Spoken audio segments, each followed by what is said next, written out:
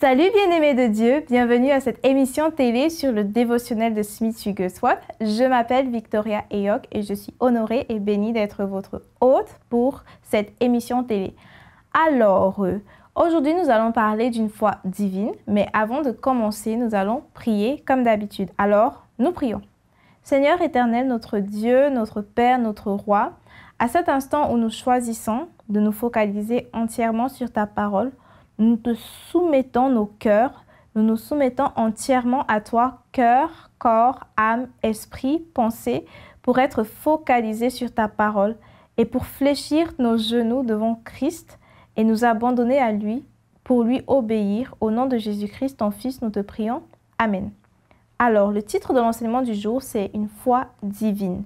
Une foi divine. Donc, aujourd'hui, nous allons parler de la foi. Et techniquement parlant, c'est tout à fait normal que nous parlions de la foi, surtout dans le dévotionnel de Smith Wigglesworth, parce que justement, il est connu, un peu surnommé l'apôtre de la foi, un apôtre de la foi. Donc, il y a tellement d'histoires, tellement de témoignages, tellement de miracles. Et c'est un homme connu, effectivement, pour sa foi inébranlable dans le Seigneur. Donc, aujourd'hui, nous allons parler, effectivement, d'une foi divine. Et nous commençons par le verset clé du jour, qui est Marc, chapitre 11, verset 22. Et après cela, nous allons aller dans la lecture du psaume chapitre 9. Donc, nous commençons par Marc chapitre 11, verset 22, qui dit « Jésus prit la parole et leur dit « Ayez foi en Dieu. Ayez foi en Dieu. » Maintenant, nous allons lire psaume chapitre 9 et nous lisons à partir de la version 8 secondes. « Au chef des chantres, sur meurt pour le Fils, psaume de David. Je louerai l'Éternel de tout mon cœur. Je raconterai toutes tes merveilles. Je ferai de toi le sujet de ma joie et de mon allégresse. Je chanterai ton nom, Dieu très haut. Mes ennemis reculent, ils chancellent, ils périssent devant ta face. Car tu soutiens mon droit et ma cause. Tu sièges sur le trône, sur ton trône, en tant que juste juge. Tu châties les nations, tu détruis le méchant, tu effaces leur nom pour toujours et à perpétuité. Plus d'ennemis, des ruines éternelles, des villes que tu as renversées, leur souvenir est anéanti. L'Éternel règne à jamais. Il a dressé son trône pour le jugement. Il juge le monde avec justice. Il juge les peuples avec droiture. L'Éternel est un refuge pour l'opprimé, un refuge au temps de la détresse. Ceux qui connaissent ton nom se confient en toi, Seigneur, car tu n'abandonnes pas ceux qui te cherchent, ô Éternel. Chantez à l'Éternel qui réside en Sion, publiez parmi les peuples ses hauts faits, car il venge le sang et il se souvient des malheureux. Il n'oublie pas leurs cris. Aie pitié de moi, Éternel. Vois la misère où me réduisent mes ennemis. Enlève-moi des portes de la mort, afin que je publie toutes tes louanges dans les portes de la fille de Sion, et que je me réjouisse de ton salut. Les nations tombent dans la fosse qu'elles ont faite, leur pied se prend au filet qu'elles ont caché. L'Éternel se montre, il fait justice. Il enlace le méchant dans l'œuvre de ses mains. Et pause, jeu d'instruments, pause, parce que les psaumes, ce sont des chants, donc il y a des petites parties où il y a pause, jeu d'instruments et tout, c'est en fait des chansons. Donc, les méchants se tournent vers le séjour des morts, toutes les nations qui oublient Dieu. Car le malheureux n'est point oublié à jamais. L'espérance des misérables ne périt pas à toujours. Lève-toi, ô Éternel, que l'homme ne triomphe pas, que les nations soient jugées devant ta face. Frappe-les d'épouvante, ô Éternel, que les peuples sachent qu'ils sont des hommes. Parole du Seigneur Dieu Tout-Puissant, nous rendons grâce à Dieu. Alors, aujourd'hui nous parlons de la foi. Et comme je disais, j'aime énormément le dévotionnel de Smith Wigglesworth, surtout parce qu'il y a tellement de témoignages de foi à l'intérieur. Donc aujourd'hui, nous allons parler de l'histoire d'une femme qui était lunatique, pour ainsi dire folle. Donc cette femme était mariée, elle avait son mari et son bébé, et elle était possédée. Donc elle était folle, comme ce que vous verriez normalement si vous alliez dans un hôpital psychiatrique. Donc quelqu'un qui est fou, qui crie, qui n'est pas dans son état normal, qui ne parle pas normalement, qui ne se comporte pas normalement, quelqu'un qui est étrange et quelqu'un qui n'est pas normal et qui est possédé par des démons, tout simplement. Donc Smith Wigglesworth venait pour aider, pour prier pour la dame en question, Le mari, un peu peut-être avec pour objectif de montrer un peu l'étendue du problème, il se rapproche de sa femme pour l'embrasser, mais elle agit comme une personne folle, vraiment pas consciente de ce qui est en train de se passer. Il approche même son bébé de sa femme pour faire un bisou à la maman, du style, peut-être qu'il s'est dit que l'amour maternel ou un truc, que ça allait la ramener à la raison, mais rien, elle était toujours lunatique, folle, clairement hors d'elle, pour ainsi dire. Et Smith Wigglesworth, lui, il dit qu'il voyait clairement qu'elle était possédée, c'était clair, c'était ça.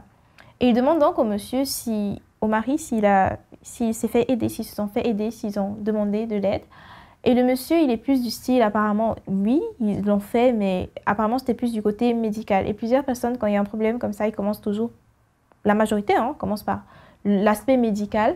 Et je ne suis pas en train de dire qu'il ne faut pas aller chez des médecins, mais je suis juste en train de dire, le monsieur, il a essayé tellement de choses avec des médecins et ça n'a pas marché. Et il était vraiment en colère, parce qu'au point où, quand Smith Wigglesworth lui demande s'ils ont eu une aide spirituelle, genre, pas médical à ce moment, il demande là, genre, s'ils ont vu, par exemple, pasteur, un homme de Dieu, en fait.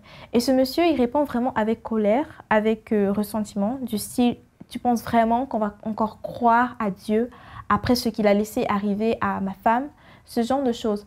Et ça, c'est un piège énorme, en fait, parce que plusieurs personnes, quand des choses négatives leur arrivent, maladie, accident, violence, ils se disent que c'est Dieu qui est responsable. Ils accusent Dieu. Et le diable aime, en fait, quand la personne se dit que c'est la faute de Dieu et que la personne arrête de croire en Dieu pour cela.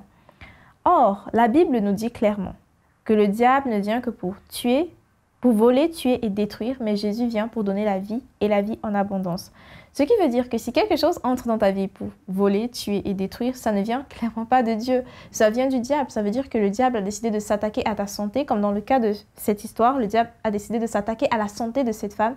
Il a décidé de lui voler sa vie, sa joie, de voler sa paix qu'elle avait dans son mariage, par exemple. Il a décidé de voler même les moments précieux que son bébé aurait pu avoir avec la mère.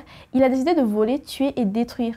Or, plusieurs personnes vont accuser Dieu et se dire « Oh, c'est Dieu qui est responsable, c'est Dieu qui est responsable. » Et quand tu accuses Dieu, quand est-ce que tu vas donc te lever et prier contre le diable? Quand est-ce que tu vas chasser ces esprits impurs si tu te dis que c'est de toutes les façons Dieu? Parce que tu vas te dire « Ah, tu ne peux pas lutter contre Dieu et si c'est Dieu qui le veut, donc tant pis. » Et voilà comment ce monsieur a développé une colère vis-à-vis de Dieu, alors que Dieu n'était clairement pas responsable de cela, mais plutôt Dieu a même envoyé quelqu'un, et c'était par la personne de Smith Wigglesworth, là, il a envoyé un chrétien qui a la foi et qui allait justement imposer les mains ou qui allait déclarer la parole de vie justement pour que cette femme soit guérie. Donc, où est-ce qu'on veut en venir ici? J'aime beaucoup le psaume qu'on a lu parce que ce psaume parle du jugement de Dieu, de délivrance, de secourir les personnes qui sont opprimées. Et ça fait justement penser à cette parole dans la Bible qui dit que Jésus est venu, il imposait les mains aux malades, il chassait les démons et il délivrait ceux qui étaient opprimés par le diable. Donc, on voit clairement que la maladie, la folie, les problèmes mentaux et tout un tas d'autres choses, c'est un signe d'attaque, d'oppression démoniaque en fait. Et en tant que chrétiens, nous qui croyons en Christ, le Seigneur nous a dit que nous allons chasser les démons. Donc, en tant que chrétiens, c'est ce que nous sommes censés faire en fait. Quand on voit une personne opprimée par le diable, nous sommes censés chasser ces démons et délivrer en fait cette personne. Et c'est en fait ce que Smith Wigglesworth venait pour faire. Bon, il explique concrètement qu'il a dû prier d'abord parce qu'il explique ici que tu ne peux pas obtenir ton résultat dans la foi si tu es concentré sur la perspective terrestre, si tu as une pensée terrestre.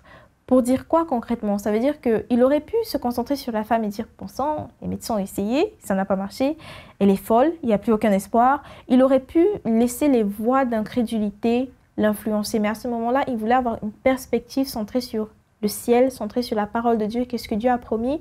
Dieu a promis que j'allais imposer les mains aux malades, qu'ils seraient guéris. Dieu a promis que Jésus a payé le prix pour la guérison. Donc, il se concentre sur ce que la parole de Dieu dit et ça lui donne une pensée céleste. Et il dit qu'il y a un moment où ce n'est même plus ta foi qui agit, mais c'est la foi de Jésus. Donc, il parle ici du fait qu'il y a ta foi, il y a ton niveau de base de foi, mais il peut y arriver des fois où vraiment la situation est elle a l'air tellement complexe que si c'est que ta foi, ça ne peut pas donner. Mais maintenant, tu entres dans un niveau où tu utilises la foi de Jésus, où c'est lui-même, tu as une foi qui a pleinement confiance, c'est la parole de Dieu, donc ça va s'accomplir obligé, forcé, comme on dit souvent chez nous.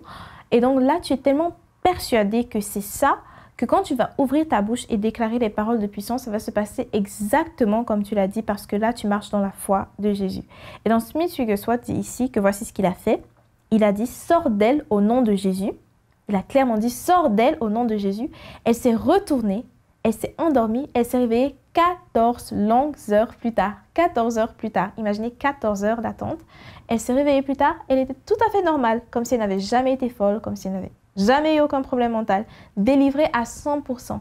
Ça veut dire que tout esprit qui était responsable de cela a été chassé pleinement par le nom et la puissance de Jésus et la foi dans le nom de Jésus. Donc, pourquoi est-ce que nous sommes en train de lire ça aujourd'hui? Déjà pour dire, si c'est votre cas aujourd'hui, vous êtes peut-être opprimé par des forces démoniaques, déjà, il faut retirer de votre tête que c'est Dieu qui est en train de vous opprimer. Il faut déjà retirer ça de votre pensée. Et ensuite, il faut faire preuve de foi et décider clairement que vous allez croire en la parole de Dieu qui dit que Jésus a payé le prix pour votre délivrance. Pour que maintenant, tout à l'heure, nous allons prier, quand nous allons déclarer des paroles de foi et de puissance, recevez-les avec foi et recevez en fait votre délivrance une bonne fois. Donc, je vais clôturer avant la prière. Nous allons d'abord dire la citation de Smith Wigglesworth pour ce jour. On ne peut pas connaître Dieu par nature. On le connaît par la porte ouverte de la grâce. Le chemin vers Dieu est le chemin de la foi. Il n'y a pas d'autre chemin. Je répète, on ne peut pas connaître Dieu par nature. On le connaît par la porte ouverte de la grâce. Le chemin vers Dieu est le chemin de la foi. Il n'y a pas d'autre chemin. Donc pour dire concrètement que si tu te concentres sur les circonstances naturelles, sur les apparences, tu ne peux pas faire preuve de foi. Mais quand tu décides de te concentrer sur la grâce de Dieu, sur la parole de Dieu, sur les promesses de Dieu, là, la foi, tu l'as. Ok? Donc voilà, nous allons prier maintenant. Alors, nous prions. Seigneur Dieu Tout-Puissant, nous te remercions parce que Jésus a payé le prix pour la délivrance de tout un chacun. Alors à cet instant, Seigneur, nous te rendons grâce pour la délivrance. Nous te rendons grâce, Seigneur, parce que Jésus est venu délivrer les personnes qui étaient opprimées. Il est venu libérer les captifs. Donc, à cet instant, toute personne qui est opprimée par le diable, j'ordonne à ces esprits démoniaques de sortir de son corps maintenant au nom de Jésus. Je te libère au nom de Jésus. Que ta pensée soit délivrée maintenant au nom de Jésus. Fonctionne correctement, soit libre au nom de Jésus-Christ. Amen. Et Seigneur, nous te rendons grâce parce que nous l'avons déclaré par la foi dans le nom de Jésus, c'est accompli. L'Esprit de Dieu n'est pas limité par le temps ni par la distance. Alors nous savons que c'est accompli au nom de Jésus et nous te remercions, Seigneur. Amen. Alors, merci beaucoup d'avoir regardé du début jusqu'à la fin. On compte sur vos témoignages parce qu'on sait clairement que le Seigneur a agi. Alors nous comptons sur vous pour témoigner et pour raconter qu'est-ce que le Seigneur a fait pour vous à travers cet épisode ou n'importe quel autre épisode du dévotionnel de Smith Wigglesworth. Alors, merci beaucoup d'avoir regardé du début jusqu'à la fin. Soyez bénis, allez, faites des nations des disciples, prêchez la parole de Dieu, marchez selon le Seigneur. Que Dieu vous bénisse et au revoir.